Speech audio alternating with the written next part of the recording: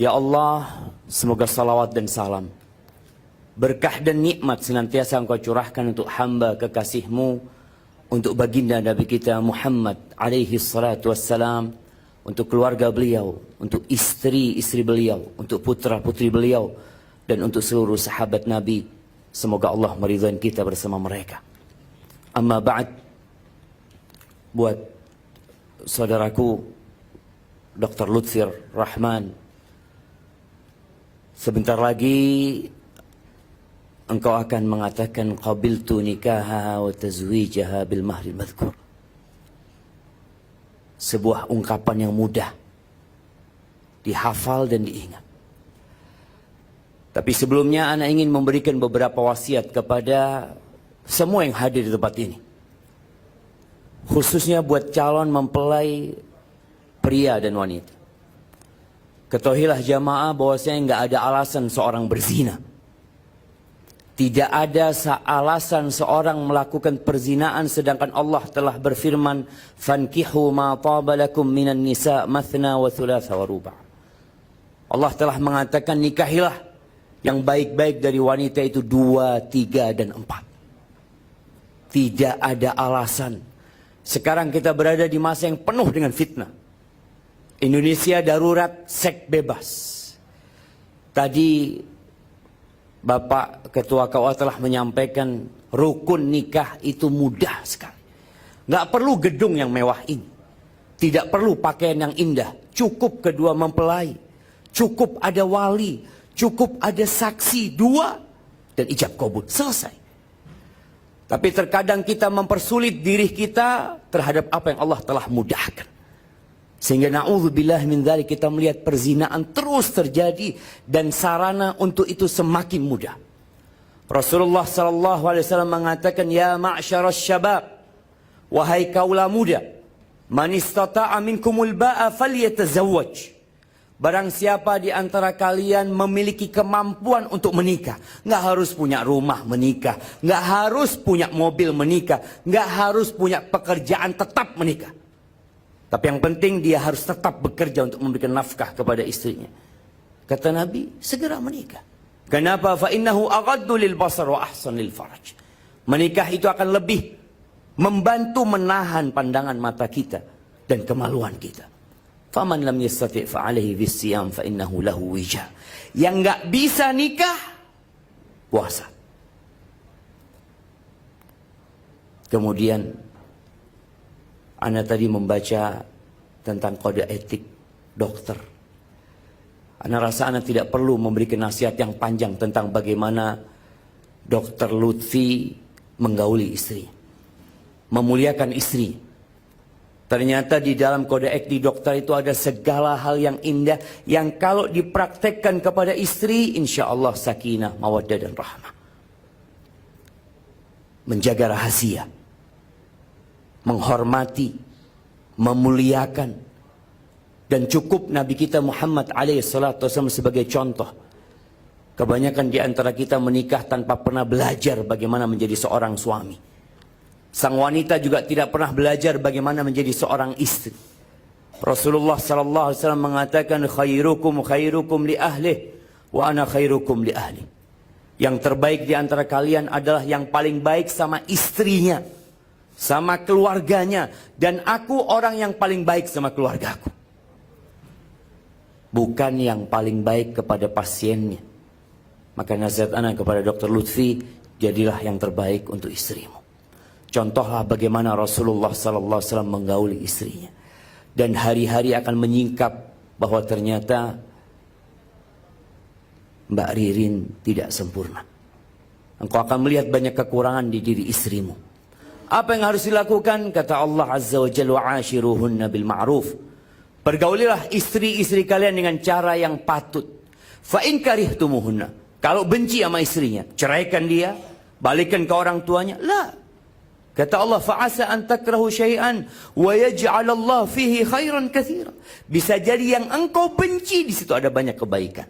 Maka lihatlah kepada pasangan hidupmu dari sisi kelebihannya dan jangan melihat kepada kekurangannya. Dan yang terakhir buat Dr. Lutfi, Kewajiban terbesar seorang suami itu bukan ngasih makan istrinya. Ana yakin Mbak Ririn gak nikah pun bisa makan. Dia bisa hidup, dia punya sandang, pangan, dan papan. Tapi kewajiban terbesar seorang suami, kepada semua yang hadir di tempat ini juga, ketahuilah adalah menyelamatkan istrinya dari api neraka. Allah Azza wa Jalla mengatakan, Ya ayyuhalladzina amanu, qu anfusakum wa ahlikum nar. Wahai orang-orang yang beriman, selamatkan diri kalian dan keluarga kalian dari api neraka. Ketahuilah bahwa semua akan lewat neraka. Allah mengatakan, wa in minkum illa wariduha. Tiada satu pun dari kalian melainkan akan melewati neraka itu. Semuanya akan melewati neraka. Bagaimana jamaah tatkala kita hendak menyeberang jalan yang ramai, kita bersama istri dan anak kita, kita akan pegang tangan mereka. Kita akan pegang tangan anak kita. Kita akan mengatakan kepada mereka, semua ikut aba-aba abi. Kalau ingin selamat. Dan jangan sampai seorang suami tertahan untuk masuk neraka gara-gara dia nggak baik sama istrinya. Kata Amr bin Qais al-Mullai mengatakan, Innal mar'ata la tukhasimu zawjaha yaumal qiyamah. Kelak akan ada seorang wanita yang menggugat suaminya pada hari kiamat. Dia akan mengatakan kepada Allah, Ya Rabbi, hadha zawji, ini suamiku. Maka ana yu'allimuni wala yu'addibun. Dia nggak pernah ngajarin aku, nggak pernah mengenalkan aku kepada Allah Azza wa Jal, tidak pernah mengajarkan kepadaku perintah-perintah Allah. Innama ya'tini bi khubzis suq. Kerjanya cuma jadi mesin pencari uang. Dia cuma cari uang untuk beli roti diberikan kepada aku. Dan ingat para suami, jangan berharap masuk surga sebelum engkau mempertanggungjawabkan istrimu. Engkau harus ajarkan kepada istrimu tentang Allah. Ajarkan kepadanya tentang rukun Islam. Ajarkan kepadanya tentang rukun iman. Ajarkan kepadanya bahwa ada satu kitab pedoman hidup yang Allah turunkan, Al-Quranul Karim. Ajarkan kepada istrinya. Sehingga kelak akan ada kebahagiaan buat engkau di dunia dan di akhirat. Adapun buat Mbak Ririn, nasihatku buat dirimu, jadilah engkau orang yang terbaik buat suamimu. Rasulullah SAW mengatakan kepada seorang wanita, Undhuri aina anti minhu. Lihat bagaimana sikapmu kepada suami. Kenapa? Ini para istri yang ingin masuk surga, lihat bagaimana dia menghormatin suaminya.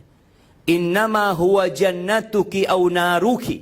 Surga dan nerakamu itu ya suamimu. Sebagian wanita, Masya Allah, dia sholat 5 waktu, dia puasa Ramadan, Senin, Kemis, tapi dia tidak bersyukur kepada suaminya, jangan berharap masuk surga. Kata Rasulullah SAW, Uritun nar, ditampakkan kepada aku neraka. Fa'idha aktsaru ahlihan nisa. Kebanyakan penghuni neraka itu wanita. Kenapa? Mereka nggak sholat, mereka nggak puasa, mereka nggak baca Quran. Ternyata bukan. Yakfurnal ashir wa yakfurnal ihsan. Mereka kufur sama suaminya. Mereka tidak berterima kasih kepada suaminya. Wanita itu pandai melihat kepada kekurangan, lupa dengan kelebihan suaminya. Sampai kata Nabi SAW, Lau ahsanta ila ihdahunna dar. Kalau engkau berbuat baik kepada istrimu setahun penuh, kemudian dia melihat kesalahan di dirimu, perempuan akan mengatakan, Ma ra'aitu minka khairan qat. Engkau nggak pernah nyenangkan hatiku. Engkau nggak pernah membahagiakanku. Hilang semua kebaikan suami. Maka nasihat anak kepada Mbak Ririn, lihatlah kepada kelebihan, jangan melihat kepada kekurangan. Rasulullah SAW ditanya, Man khairun nisa? Siapa wanita yang terbaik, yang paling cantik? Kata Nabi SAW, Allati idha nadarta ilaiha sarratka. Yang kalau engkau memandang kepadanya menyenangkan hatimu. Kita lihat ternyata banyak wanita kalau di rumah tidak menyenangkan hati suaminya. Kalau keluar rumah cantik dia. Bahkan suami kalau melihat istrinya cantik, dia tanya satu pertanyaan, mau kemana? Karena dia di rumah tidak pernah cantik. Maka jadilah engkau orang yang tercantik untuk suamimu. Wa idha amartaha ata'atka, kalau disuruh taat. Kalau suaminya sedang tidak di rumah, jagalah kehormatan dirimu dan jagalah hartamu. Aqulu qawli hadza wa astaghfirullah li wa lakum wa lisairil mu'minin wal mu'minat fastaghfiruhu innahu huwal ghafurur rahim. A'udzu billahi بالله من الشيطان الرجيم